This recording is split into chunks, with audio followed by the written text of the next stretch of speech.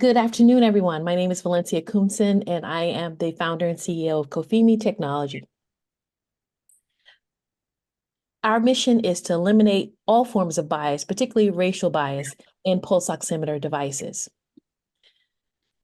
During the height of the COVID-19 pandemic, an ICU physician in Michigan made a very disturbing observation.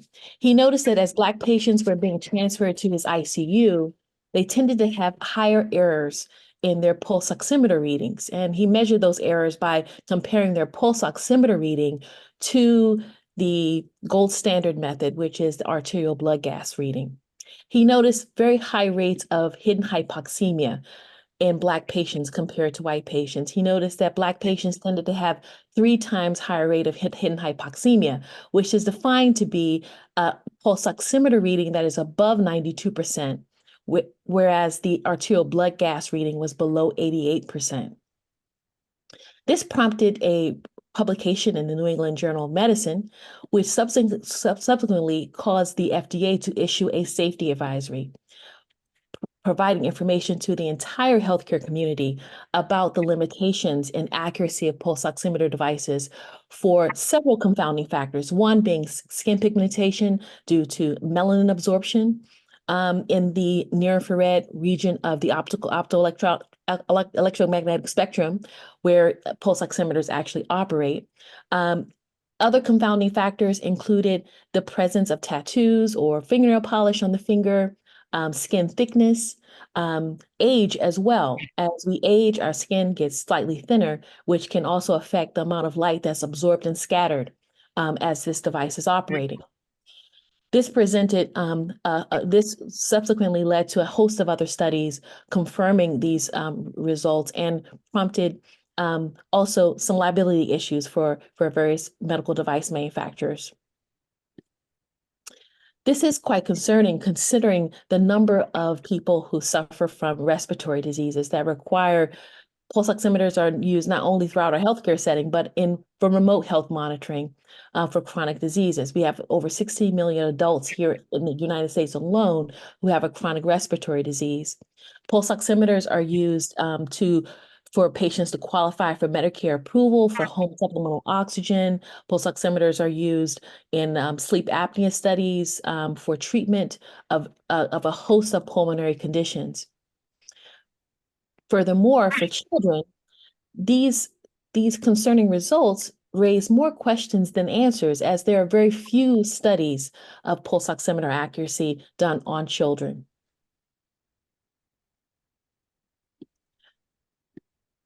In terms of healthcare cost, chronic obstructive pulmonary disease alone costs upwards of $24 billion a year expenditure. Nearly a quarter of that expenditure is focused on home healthcare. So the ability for patients to be able to buy an affordable, low-cost pulse oximeter device that has clinical grade accuracy is of primary importance.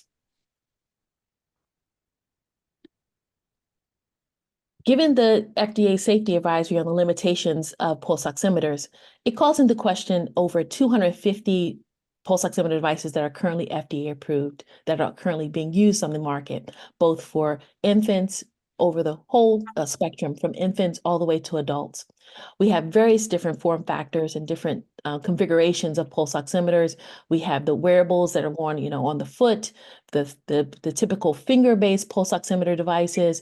We have bedside monitor tools that connect to other monitor devices. And then we have things like the Aura Ring, which are sold to consumers at places like Best Buy, which are not FDA approved, but are used by consumers on a regular basis for fitness and recreational use. Pulse oximeters are sort of still at the same stage that cell phones were back in the 1980s. This is a picture of a cell phone used in a movie back in 1986. This was the latest and greatest cell phone in that period of time. It was big, it was bulky, it was expensive. And in the 1980s, we could never have fathomed that in current modern times, we have handheld devices and wearable devices that have enormous amount of computational power that could not have been even comprehended back at that time. Pulse oximeters are very much like that. Here we have semiconductor technology, which has driven innovation and miniaturization, driven down cost and cellular technology. And here in COFIMI, we want to apply semiconductor technology to really bring pulse oximeters into the modern computing age. Our device is the ChromaSense device. It's powered by AI, advanced signal processing and semiconductor. The core of it is a semiconductor microchip. It is able to produce multiple vital signs in a very small, miniaturized, compact form factor. It's cost effective. We're targeting a device that can be purchased at retail under $100. It provides medical grade accuracy for oxygen saturation and other vital signs that are important for patient monitoring, and incorporates error correction for a number of confounding factors. The core of the ChromaSense device is a semiconductor microchip. We leverage the $54 billion investment that the US government has placed in the semiconductor industry to spur innovation in this space in the United States to advance pulse oximeter devices. We can combine all of our functionality into one compact semiconductor microchip to reduce size, reduce costs, reduce noise, and build a more accurate device. Currently, our device we have a proof of concept device that's able to measure oxygen saturation, heart rate variability, respiration rate. It gives an objective measure of skin tone and also does signal quality indexing so that we can understand the fidelity of the signal as it's operating.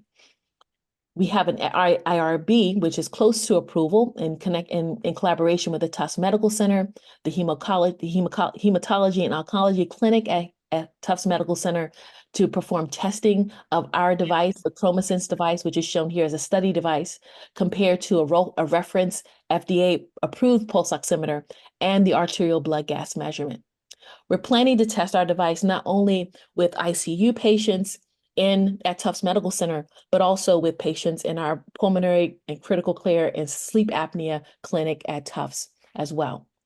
We also have plans to test our device with patients with sickle cell disease. We want to understand how a vaso-occlusive crisis event affects the performance and operation of these devices.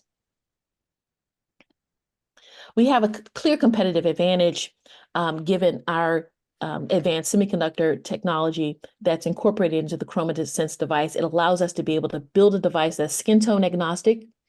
It measures SpO2. It is lightweight, and it includes an accuracy indicator so that users can get feedback on the level of confidence that they can have in their pulse oximeter reading. The global pulse oximeter market is a $3.5 billion market.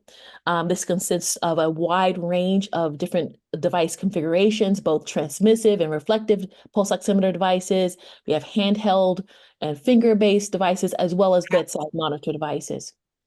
Our customers are home care centers. We're targeting as our beachhead market, our home care centers, and patients and caregivers that need to be able to buy an off-the-shelf pulse oximeter that is accurate.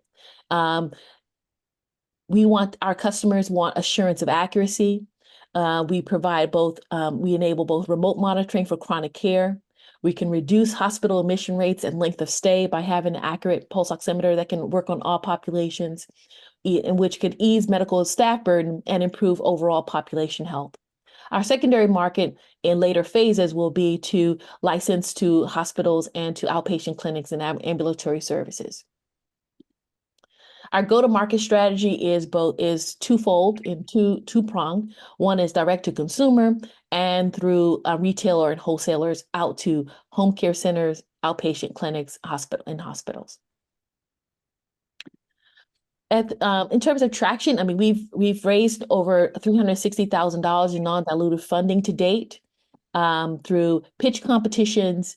We've also received an award from the Open Oximetry Project, which is based at University of California in San Francisco, which would allow us to be able to do critical studies of our device in a controlled clinical environment and to measure the performance of our device on a wide range of skin tones and also over oxygen saturation levels from 70% to 100% through induced hypoxemia.